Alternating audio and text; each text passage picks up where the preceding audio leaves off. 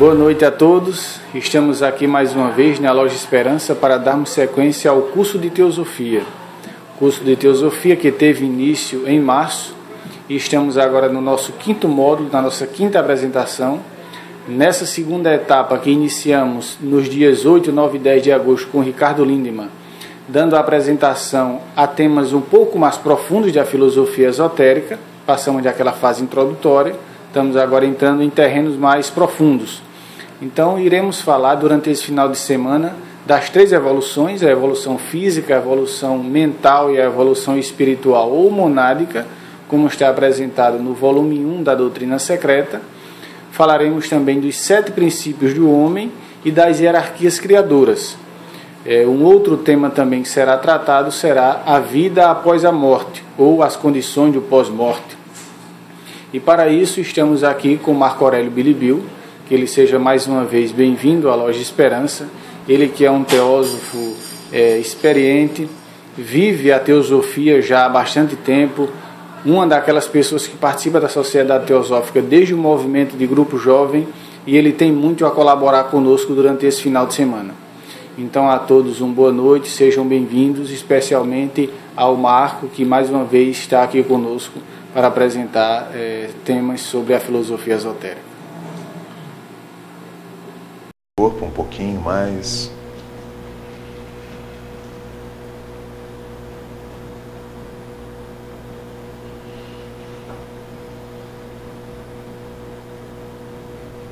Tome consciência do momento presente.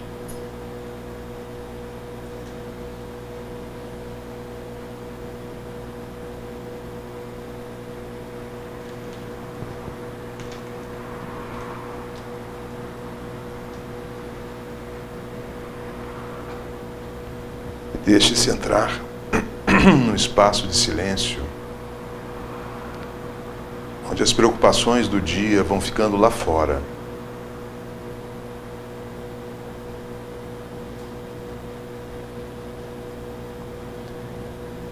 Esse é um momento seu, de encontro profundo com a sua alma. É também um momento de criação de uma atmosfera receptiva,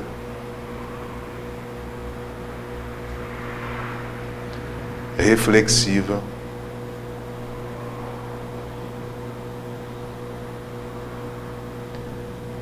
reconhecendo que nós estamos entre irmãos de jornada espiritual.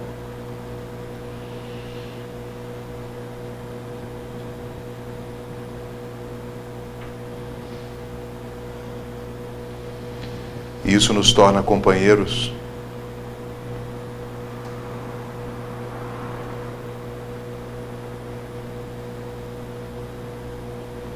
Nos torna irmãos.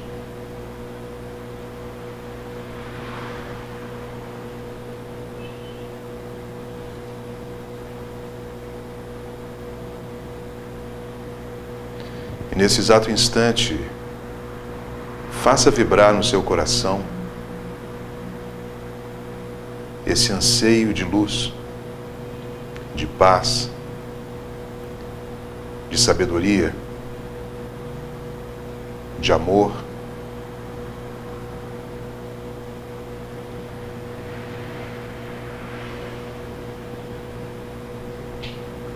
Quando várias pessoas vibram nesse tom,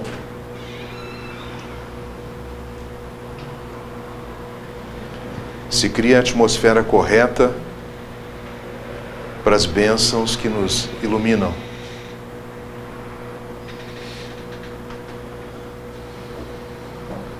Então vamos ficar agora alguns minutos no silêncio dos nossos corações, em sintonia com todos que estão aqui, no mundo visível e no mundo invisível.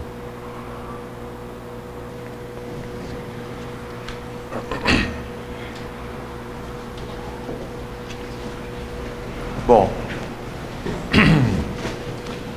já é uma grande satisfação estar com irmãos aqui, esse lugar que tem gente tão especial, um lugar especial, e que, na minha opinião, está fazendo um dos melhores trabalhos teosóficos no Brasil. Esse momento que nós vamos passar boas horas juntos, né? E eu vou compartilhar a responsabilidade com vocês sobre o que vai acontecer aqui. E a minha intenção, que acho que é também a de vocês, é a de que esse encontro seja um encontro em que algo possa surgir de profundo dentro de nós, né? E isso que pode surgir de profundo dentro de nós vem da gente olhar do jeito certo para o tipo de ensinamento com o qual a gente vai lidar. Agora, esse é um trabalho coletivo. No momento que nós estamos aqui juntos, nossos inconscientes estão se comunicando. Então nós já estamos conectados aqui entre nós. Portanto, o que vai sair daqui, o que pode vir, o que eu posso chegar a trazer a respeito desses ensinamentos, precisa contar com a colaboração de vocês. Então nós vamos criar um clima de uma mente coletiva, tá certo? Que eu assumo o papel de porta-voz dessa mente coletiva, mas vocês também. Então as dúvidas que vocês tiverem, as percepções que vocês tiverem, os exemplos práticos que vocês tiverem, todos podem ser úteis para um outro irmão ou para mim. Então, por favor, não fiquem quietos. Vamos partilhar e fazer de fato aqui uma investigação mútua e não uma aula clássica de alguém falando sobre... Aliás, eu acho que aula clássica não é o melhor jeito da gente abordar a teosofia. O melhor jeito da gente abordar a teosofia é pelo questionamento sincero, né? É pela identificação de como essas coisas todas acontecem na nossa vida pessoal, nas nossas almas, e partilhando isso com os outros a gente faz muito, muito melhor, né? Então, hoje me coube mais um módulo desse curso que está muito bem montado, e vai ser sobre as 3 evoluções, os 7 princípios, as hierarquias criadoras e as condições da vida após a morte. Eu vou começar hoje propondo a vocês um passeio aos princípios elementares do pensamento teosófico. Então nós já passamos aqui a unidade de toda a existência como lei fundamental. Eu vou, assim, para a gente unificar o pensamento e honrar o que já foi falado antes, fazer uma conexão com o que já foi dito para poder ir à frente, eu vou rapidamente fazer uma síntese do pensamento teosófico, tal como surge na doutrina secreta, né? Então vocês sabem que a primeira de todas as leis, o Francisco Araújo abordou isso, é da unidade radical de toda a existência. Significa que não tem nada que não esteja conectado com tudo, né? E aquela imagem poética da Idade Média, de que você não pisca um olho sem que uma estrela responda, hoje é um fato da ciência, né? Isso é lindo, isso é uma coisa impressionante. Quer dizer que existe uma dimensão onde as coisas estão todas em interação. Nós não conseguimos nos dar conta plenamente disso por conta dos limites do funcionamento no cérebro, com o cérebro na atual fase evolutiva nossa, né? Mas em muitas dimensões a gente já percebe isso, né? Quem aqui já não teve uma experiência de um dia intuiu que alguma outra pessoa estava vivendo, né? Ou enfim, sentiu uma conexão muito profunda com uma árvore, com um outro ser. Então, assim, existem fios, linhas de conexão entre todos os seres, né? Não só nós compartilhamos fisicamente, porque vocês sabem que os nossos átomos viajam no espaço, né? E alguns dos elementos que vão sair do meu corpo, vocês podem sair daqui com um deles. E talvez um de vocês aqui tenha um átomo que esteve no corpo de Buda, ou no corpo de Jesus, porque do ponto de vista assim, atômico e molecular, nós todos estamos ligados. E no nível da consciência, estamos ainda mais profundamente ligados.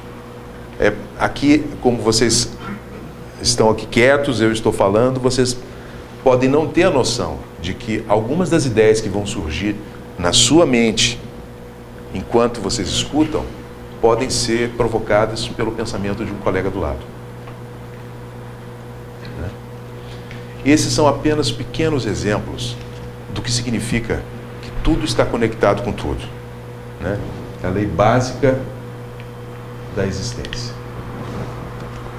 Não só tudo está conectado com tudo. Tudo é vivo e tudo tem consciência. Né? Aqui não tem absolutamente nada que não tenha consciência. Né? Eu posso achar que esse tripé não tem consciência. Porém, ele é formado de átomos e esses átomos têm um nível de consciência. Né? O próprio metal, o mineral do qual ele é feito, segundo o conhecimento oculto, ele tem uma vida própria, né? Uma vida própria. E, de certa forma, nessa dimensão sutil, até os elementos que formam esse tripé estão vivos. Na dimensão invisível, aqui tem vários micro-organismos nesse local, na dimensão invisível existem formas de vida que nós não vemos, né? De maneira que a gente vive num oceano de consciência. Uma pessoa que tenha consciência real disso, que nós vivemos num oceano de consciência, ela vai viver em estado de encontro. Viver em estado de encontro, honrando todas as coisas com as quais ela entra em contato. Né? Porque tudo responde a tudo.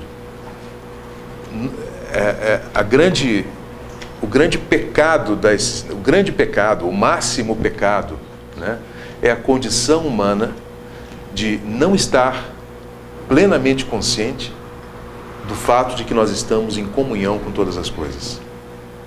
O que nos cria um sentimento de separatividade e que nos priva do reconhecimento e da vivência desse estado de comunhão com todas as coisas. Um ser humano plenamente desenvolvido é um ser humano que reconhece essa comunhão. E como resultado do estado de comunhão, brota espontaneamente amor. Como nós estamos no estado de separação e não conseguimos honrar esses encontros, o nível de amor que pode sair de nós é muito pequenininho. Preso nessa ilusão da separatividade. Então, não só um átomo tem consciência, como um sistema solar inteiro tem também a sua consciência. Essa é uma das ideias da doutrina secreta. Um planeta é um ser vivo, um sistema solar também é um ser vivo. Mais para frente, quando a gente falar de hierarquias criadoras, a gente vai entrar um pouquinho mais nesse ponto.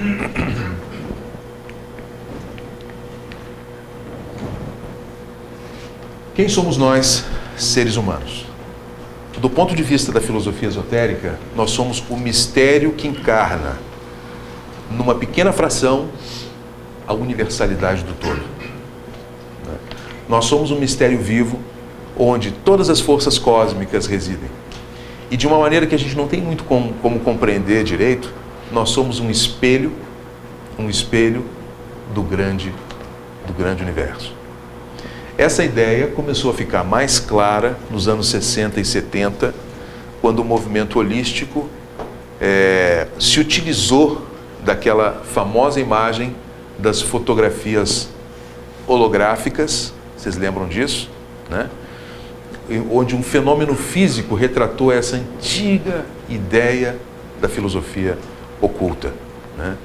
Porque a fotografia holográfica é uma fotografia à base de laser e ela provoca um efeito muito estranho. Se você pega uma fotografia holográfica e corta ela ao meio, em vez de você ter duas metades, você tem duas imagens inteiras. Se você picotar muito e tiver um pequeno fragmento, esse pequeno fragmento vai retratar o todo.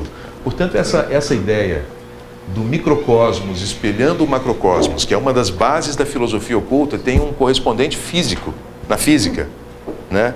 Na ótica, vamos dizer assim. E essa outra máxima, né, que mostra uma outra faceta da conexão entre todas as coisas, e que é uma outra maneira de falar da relação entre o microcosmos e o macrocosmos, é que as grandes leis cósmicas se espelham também nas pequenas nos pequenos fatos. Então, aqui na nossa vida física, nós podemos observar princípios, leis que dizem respeito, que existem como contrapartida em dimensões mais sutis da realidade, né? Então, eu posso, se sou um designer, se sou um arquiteto, né, eu posso usar o meu talento, meu conhecimento, para desenhar um prédio, uma casa, né? E ao fazer isso, eu exercito o poder criador da minha mente, talvez sem ter a menor consciência de que o cosmos como um todo é também fruto do pensamento criador de entidades que estão muito acima de mim. De novo, esse é um tema das hierarquias criadoras que a gente vê mais tarde.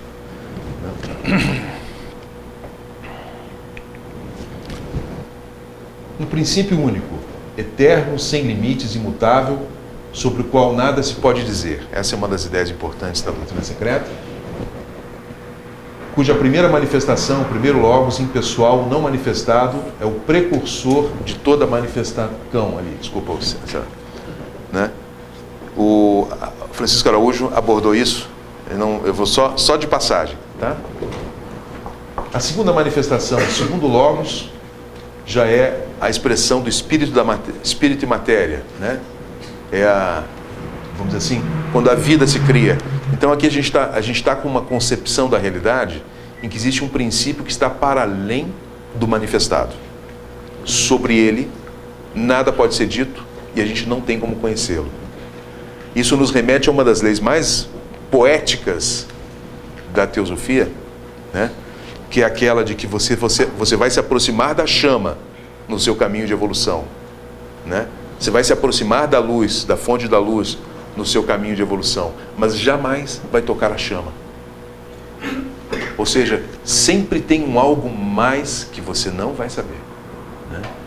Quanto mais evoluído, um Cristo tem também, para um Cristo existem também mistérios no universo. Então quando a gente fala que alguém sabe tudo dentro de uma esfera. Um ser iluminado sabe tudo dentro de uma esfera da existência humana. Mas ele também não tem como tocar a chama. Porque a vida é sempre mais complexa do que a gente imagina, sempre tem camadas mais profundas a serem descobertas do que aquela que a gente chegou. Então, esse imanifestado se manifesta como um espírito matéria, né? Então a gente pode dizer, se fosse usar um símile da física quântica, né, que existe só potencialidade, no começo só potencialidade, e aí então, depois se expressa uma forma, quando o átomo converge a partir de uma ideia organizadora e cria um corpo. Ele se manifesta como matéria, como forma, como ser. E a terceira manifestação do Logos, Mahat, a mente universal e Anima Mundi. Essa é uma ideia importantíssima para entender a filosofia esotérica, que é o fato de que, e aqui ela dialoga com Platão. Platão foi alguém que foi iniciado nos mistérios, como o Rudinei deve ter abordado com vocês. E a base dos mistérios, né? No pensamento de Platão existem as ideias arquetípicas, e esse é um princípio da filosofia esotérica. Tudo que existe foi primeiro criado no pensamento cósmico, né? Quem aqui conhece a Seishonoye? A Seishonoye, ela expressa isso no conceito de imagem verdadeira e depois o fenômeno. Quer dizer, imagem verdadeira no mundo dos arquétipos de Platão, no mundo do pensamento causal, na literatura teosófica, e depois isso vai se manifestar no mundo dos fenômenos, que aqui é o mundo das sombras. A gente está vivendo numa dimensão da realidade que, vamos dizer assim, é a expressão de uma ideia e, ao mesmo tempo, uma limitação dessa ideia. Então, Mahat, a mente universal, a alma do mundo, Anima Mundi, né, é onde a vida realmente acontece, né? E essa dimensão onde nós estamos é a dimensão que só nos parece real porque nós estamos dormindo. Essa é uma ideia do conhecimento oculto. Nós estamos dormindo achando que estamos acordados. E quando algo, uma mudança no nosso estado de consciência surgir, aí sim nós podemos nos dar conta que estamos dormindo. Mas para nós, estamos totalmente acordados. Você não está acordado aqui? Estamos acordados. Tem alguém dormindo já? Tem só 20 minutos de curso? Não, estamos acordados. Então, a eternidade do universo, depois de manifestado, esse processo ultrapassa os limites do tempo, né?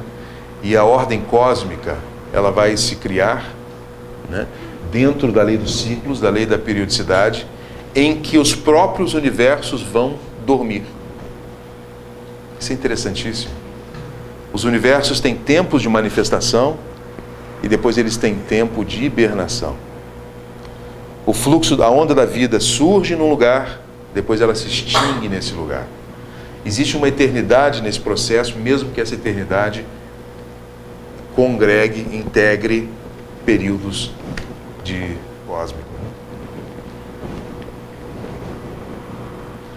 E aí nós chegamos a uma ideia da filosofia oculta, que é da identidade fundamental, que diz que todas as almas estão conectadas com a alma suprema universal, né? O que significa que a minha alma, o meu foco de consciência, o seu foco de consciência, o da formiga que está andando ali atrás, todos compartilham da mesma ordem, e essa ordem é a mesma dessa alma universal que cria todas as coisas. Essa é a ideia de que nós somos os filhos do divino, né? Temos o mesmo DNA do Pai Criador, né? Nossa identidade essencial é o que nos permite descobrir camadas cada vez mais profundas da consciência, porque assim como a mente universal é infinita nas suas possibilidades, a mente individual é igualmente infinita nas suas possibilidades, até o ponto de se identificar com a mente universal em si mesmo. Além dessa identidade de todas as expressões de consciência com a grande consciência criadora, todas as expressões de consciência, todas as almas, vamos dizer assim, estão numa peregrinação constante. De maneira que a ideia do peregrino é um arquétipo que retrata todo show da existência, né? Nós somos peregrinos, os vegetais são peregrinos, os animais são peregrinos, os seres divinos são também peregrinos. Então há uma jornada evolutiva que faz com que todas as almas passem por todos os reinos de vida, né? Todos os reinos de vida. Então, mesmo que seja desconfortável para a gente, na literatura teosófica é muito claro que esse senso de existir que você tem agora, que só é desse jeito porque você está num cérebro físico, ele aconteceu de outros jeitos em fases anteriores da evolução. O fio de consciência que você é, um dia foi vegetal, um dia foi animal, um dia foi mineral. Isso há eras e eras e eras atrás, inclusive em fases planetárias anteriores à nossa. Eu vi aqui na programação que eu acho que é a próxima que vai falar sobre rondas e cadeias, né? Então eu não vou entrar muito nesses detalhes, né? Mas essa ideia das rondas e cadeias, a título de introdução, descreve que o cenário evolutivo da vida, ele não é restrito a esse planeta que a gente vive. Ele ocorre numa família de planetas, físicos e não físicos, onde diferentes fases evolutivas vão se cumprindo. Uma dessas fases evolutivas pode ter sido aquela em que nós fomos vegetais, minerais. E passamos bilhões e bilhões de anos como minerais, né? Muito bem. Espero que vocês... Como é que vocês se sentem com essa ideia, hein, de que nós podemos ter sido minerais? Né?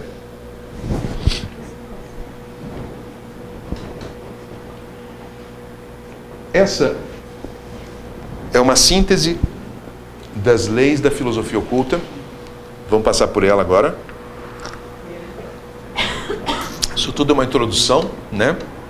Mas uma introdução importante que vai dar o quadro geral que orienta o nosso pensamento. Essa especificação das leis foi feita pelo Barboca, Geoffrey Barboca, não é isso? Num livro chamado Plano Divino, que meu irmão já me emprestou. O Plano Divino, um livro muito interessante e profundo, e ele fala dessas leis, né? Então ele fala da lei, já falamos de algumas antes, mas vamos retomar.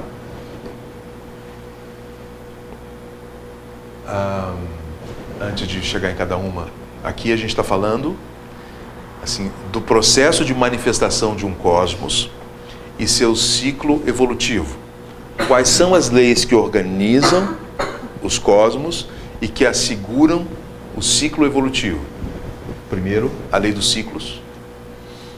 Tudo é cíclico no universo, na natureza, em nós também. E é uma habilidade importante quando um discípulo aprende a lidar com os próprios ciclos. A lei do ajustamento, que o Ricardo falou no último módulo, que é o do karma, né? Ou seja, que o universo tende ao equilíbrio. Portanto, ele ajusta causas e efeitos para a manutenção do equilíbrio. A lei da unidade essencial, que nós já falamos hoje. A lei do autodesvelamento, que significa que todos os seres tendem a expressar as suas potencialidades, né? E que a expressão das suas potencialidades é uma necessidade cósmica. No nosso caso humano, quando nós não expressamos quem nós somos, nós adoecemos, psicologicamente falando, né? Coisas que os outros seres não têm, porque não têm o ego, mas que estão sempre expressando suas possibilidades, suas potencialidades.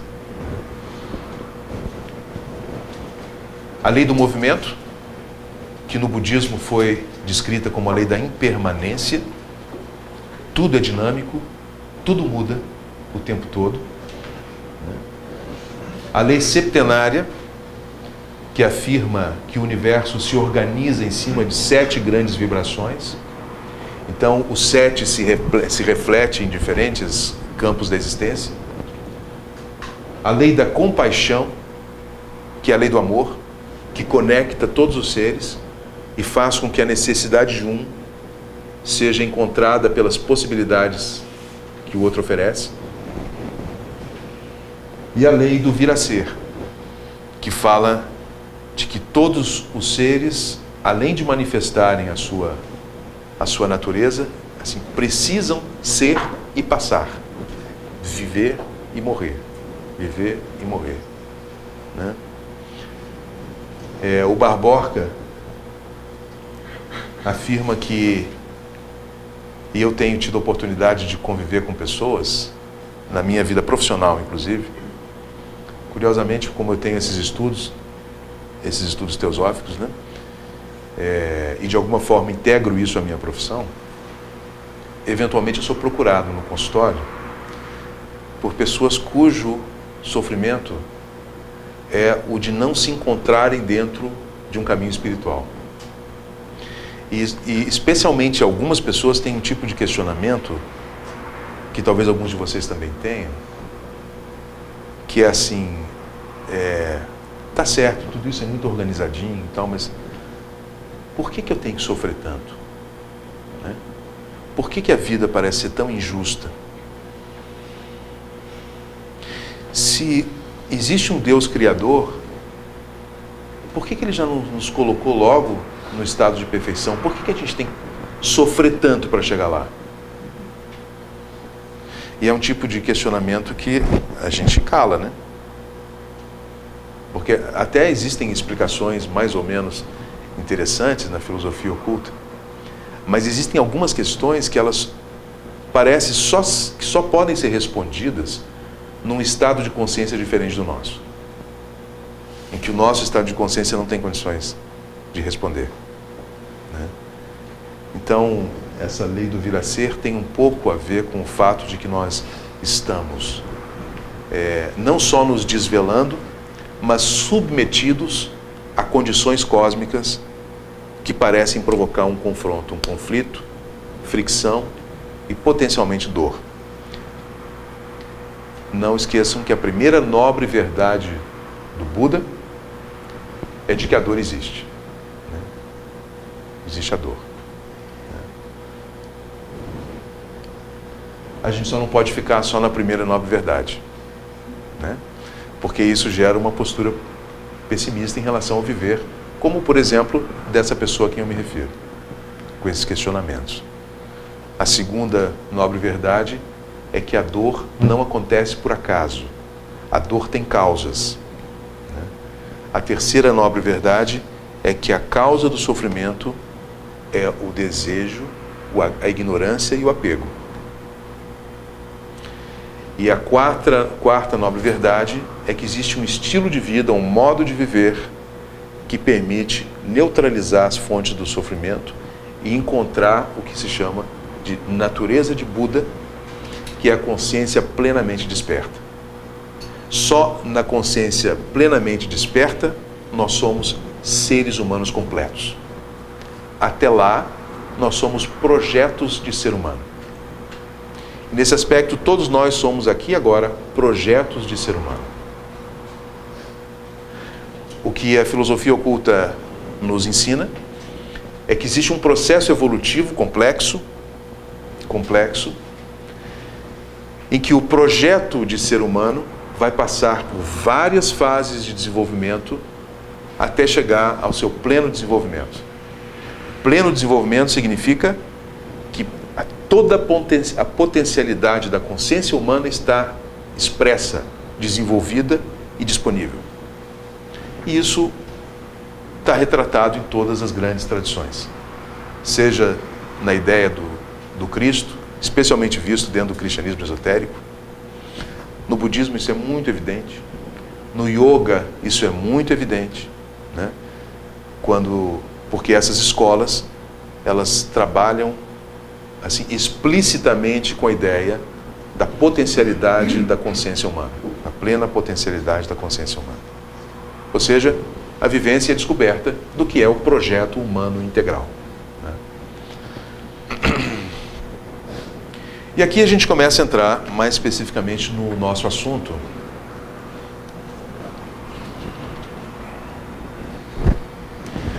E antes de entrar aqui nos cenários evolutivos, vamos fazer então uma breve síntese da síntese que a gente fez.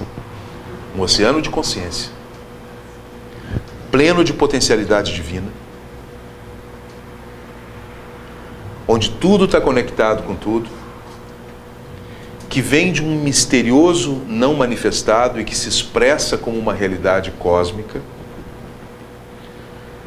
que é criada primeiro no mundo da mente cósmica, e que dentro desse mundo, nesse cenário mental cósmico, existe um plano evolutivo, que o Barboca chama de plano divino. Um projeto que faz com que, do átomo ao sistema solar, diferentes potencialidades divinas venham à tona, de maneira que o universo assim se torna uma grande obra de arte em movimento. Ele é uma obra de arte incessante que ganha cada vez novos cenários que são executados por hierarquias criadoras, que é o nosso tema de daqui a pouco, e que correspondem a trazer para o mundo, para os mundos mais concretos, mais sólidos, aqueles grandes pensamentos cósmicos que dão as linhas diretrizes da evolução. Então, uma das mais óbvias expressões do cosmos é que ele está se transformando e está evoluindo. Antes de chegar nos 3 cenários evolutivos, vamos entrar aqui nesse outro ponto. Quando a doutrina secreta foi escrita, o pensamento ocidental já vivia uma das grandes revoluções científicas, que foi a teoria darwiniana. A teoria darwiniana Você sabe que Darwin era um cientista e também um homem de igreja. Darwin descobriu um modo de pensar diferente sobre a manifestação que dava um tiro de canhão na teoria criacionista. Para a teoria criacionista, o mundo foi feito em 6 dias. Aliás, vocês gostam de Milor Fernandes? Alguém que gosta de Milor Fernandes? Ele foi homenageado agora no Festival de Literatura de Paraty. E um dos livros homenageados é um livro dele explicando o Velho Testamento. É de morrer de rir. Uma das coisas que ele coloca lá é que os problemas do nosso mundo é que Deus tinha a eternidade para construir o mundo, decidiu de construir em 7 dias. E nem trabalhou 7. Ele trabalhou 6. E na hora do almoço já tinha parado para descansar no sábado à tarde, como faziam os judeus. E é por isso que não funciona. É por isso que o universo não funciona.